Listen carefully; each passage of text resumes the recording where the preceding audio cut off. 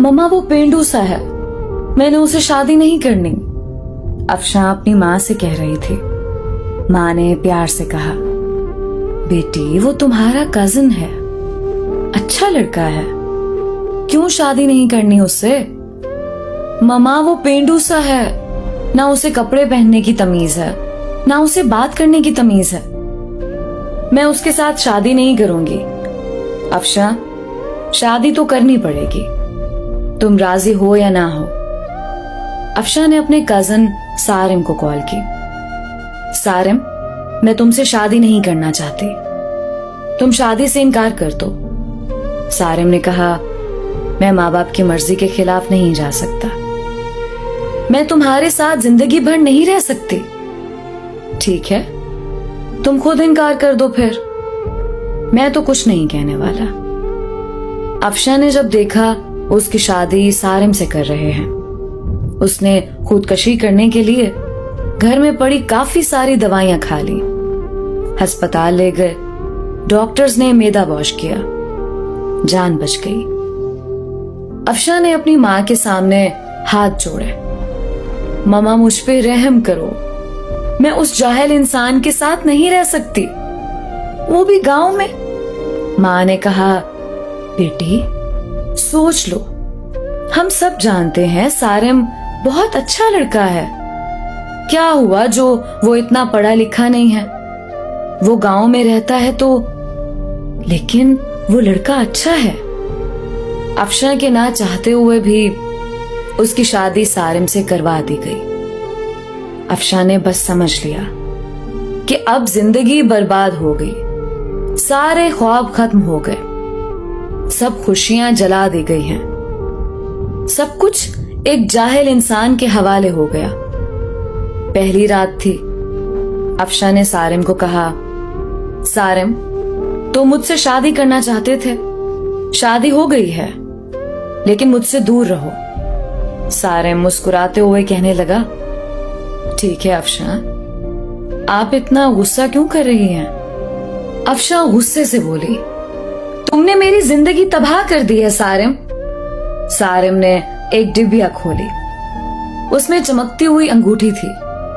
उसने वो डिबिया अफशां के सामने रखी और कहने लगा, अफशां ये गिफ्ट आपके लिए। अफशां ने अंगूठी उठाकर साइड पे रख दी और करवट बदलकर लेट गई, रोने लगी। सारिम नवाफिल अदा करने लगा, फिर अफशां के पास लेट गया। यूं जिंदगी का सफर शुरू हुआ। अफशां का दम घुटने लगा सारिम के साथ। सारिम देखने में खूबसूरत था, बस ज्यादा पढ़ा लिखा नहीं था, डिसेंट सा भी नहीं था। अफशां मॉडर्न सी लड़की थी। सारिम सुबह उठते ही अफशां का माथा चूमता, फिर खुद नाश्ता बनाता। अफशां को गुस्सा आता, ये बंदा मुझे इम्प्रेस करने के चक्करों में है। अफशां जब सारिम के हाथ का बना खाना खाती, बहुत हैरान होती, इतना मजे का खाना। सारिम रात को थका हारा आता, अफशां बस खामोश सी अपनी दुनिया में गुम सी रहती। उसको कोई परवाह नहीं थी सारिम की। सारिम भी अफशां को कुछ ना कहता था। घर आकर खाना बनाता, अफशां को खाना देता। अफशां पत्थर दिल थी शायद, ना घर की सफाई करती, ना वो सारिम के कपड़े धोती। सारिम अपने काम खुद करता। साल गुजर गया।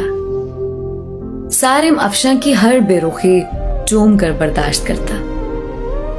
अफशां को यूं लगता था एक बदूसा इंसान पल्ले पड़ गया है। सारिम चूंकि एक मर्द था, वो औरत पे हाथ उठाना मर्द की शान के खिलाफ समझता था। फिर उस पे हाथ उठाना जो हमसफर हो। सारिम ने एक दिन कहा, अफशां तुम अपना ख्याल क्यों नहीं रखती पागल? देखो रंग कितना धीमा पड़ गया है तुम्हारा, तुम्हारे बाल देखो कितने रूखे से हो गए। सारिम अफशां के पास बैठ गया। 1 साल के बाद सारिम ने यूं अफशां को छुआ था। अफशा के बालों में ऑयल लगाने लगा। वो बोली, छोड़ दो मुझे सारिम। नहीं छोड़ूंगा। अफशा ने धक्का दिया। ऑयल सारिम के ऊपर गिर गया। अफशा जाने लगी उठकर। सारिम ने बाजू पकड़ा, पास बिठा लिया। मुस्कुराते हुए कहने लगा, अफशा, मैं यूं ऐसे आपको नहीं देख सकता। मेरा बाजू छोड़ो सारिम, मुझे दर्द हो रहा है। सारिम ने पास बिठाया। अफशा के सर में ऑयल लगाना शुरू किया। सर में ऑयल लगाया, फिर चेहरे पे स्क्रब करने लगा। अफशा खामोश बैठी। सारिम ने मुस्कुराते हुए कहा, चुड़ैल जाओ, अब शावर लेकर आओ और पिंक ड्रेस पहनो। मैं तुम्हारी फेवरेट बिरयानी तैयार करता हूं। अफशा हैरान थी, इतनी बेरुखी पे भी इतना प्यार करता है सारिम। अफशा शावर लेकर आई। आज चेहरे पे अजीब सी चमक थी। अफशा ने अपनी दोस्त को कॉल की, यार सारिम ने ऐसे किया मेरे साथ। उसकी दोस्त ने कहा, सारिम अच्छा इंसान है, उसकी कदर करो। अफशा बोली, वो मुझे इम्प्रेस कर रहा है। उसकी दोस्त ने कहा, अफशा, किस्मत वालों को ऐसे मर्द, ऐसे हमसफर मिलते हैं। इतने में सारिम ने आवाज लगाई, जहां पना खाना तैयार है, आ जाओ। अफशा मुस्कुराने लगी। आज बिरयानी से मजे की खुशबू आ रही थी। अफशा ने खाना शुरू किया। इतने मजे की बिरयानी थी, उसका दिल चाहा तारीफ करे सारिम की, लेकिन खामोश रही। खाना खाया, कमरे में सोने चली गई। सारिम ने बर्तन उठाए, वॉश करने लगा। बर्तन वॉश करके सारा दिन का थका हारा बेड पे पड़ा सो गया। सुबह उठा, अफशा को उठाया और बोला, अफशा मेरी जान, नाश्ता तैयार कर दिया है, कर लेना, मैं जा रहा हूं। और हाँ, आज तुम्हारे लिए गिफ्ट लेकर आऊंगा। रात को सारिम घर आया। हाथ में एक गुलाब का फूल था। अफशा गार्डन में कुर्सी पे बैठी थी। हल्की सी हवा चल रही थी। शाम का वक्त था, हल्की सी रोशनी थी। सारिम घुटने के बल बैठ गया। गुलाब का फूल अफशा को दिया। मुस्कुराते हुए कहने लगा, हैप्पी बर्थडे अफशा। अफशा चौंक कर बोली, तुमको कैसे याद है मेरा आज बर्थडे है? हमसफर हूं आपका अफशा। पेपर्स निकाले एक लिफाफे से। अफशा का हाथ पकड़कर कहने लगा, जानती हो ये पेपर्स किस चीज के हैं? अफशा का दिल धड़कने लगा। क्या है ये सारिम? ये हम दोनों की खुशी है अफशा। बताओ सारिम, ये क्या है? वो प्यार भरे लहजे में बोला, ये हमारे नए घर के पेपर्स हैं।